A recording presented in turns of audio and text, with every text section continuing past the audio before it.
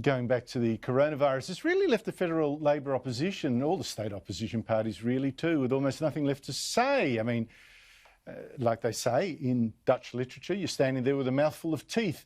And we saw that again today. You know, the Morrison government saying that they'll keep this massive spending on JobKeeper going for another 6 months, just trim back a bit. And what can Labor do but say, OK, that sounds basically all right, me too. So I thought that Shadow Treasurer Jim Chalmers frankly sounded right out of ideas today by then demanding this from the government. We need to see 4 years of forecasts and we need to see a plan for jobs and the recovery. Joining me, Bruce Hawker, who helped to run Labor campaigns, now head of the Campaigns and Communications Group, and Corinne Baraklaf, a writer and former award-winning editor of a celebrity magazine, New Weekly. She's also a regular contributor to The Spectator. Bruce, how on earth can Labor demand a 4-year plan on the economy when no one but God could possibly know where this virus will take us next month, the month after, certainly not by Christmas? Well, I'm glad you know that God's got a plan, because I haven't seen much evidence of it.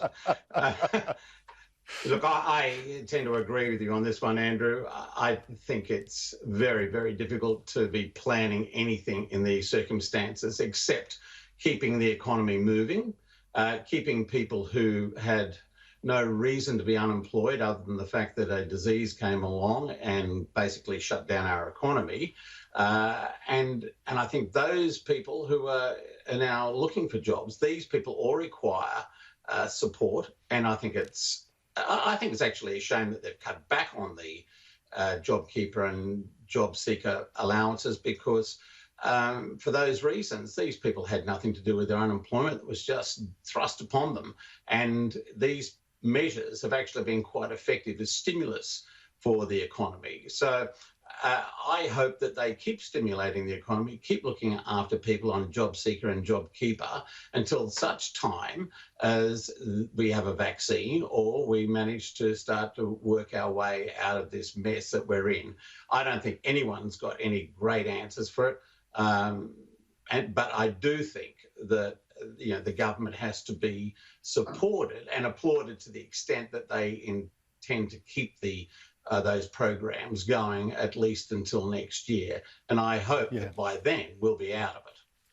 Yeah, look, I agree. I think Australians got to know that the people that are out of work because of bans imposed by governments in order to keep us all safe. These people are paying the price. They need support. So I agree with you completely there.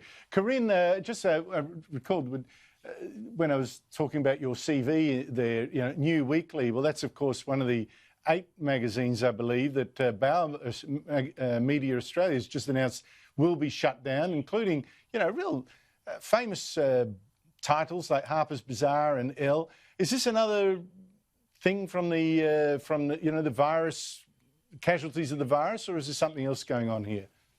Oh, look, I think the writing's been on the wall for magazines for a very long time, to be honest. I was in weekly magazines for 12 years straight. They've been heading towards this for a very long time, and I think it smacks of businesses using coronavirus as an excuse to draw a line under unprofitable outfits, basically. Unfortunately, back in the heyday of magazines, we had huge budgets. It was playtime, and we would spend 6-figure sums on sets of paparazzi pictures. And then digital came along, and those sets of pictures lost their value. And so there's definitely some truth to the fact that airport sales will be down. It's not just it's not just airlines. It's not just the airline industry that's suffering through this virus. Airport sales were very important to those kind of magazines that you pick up and take with you.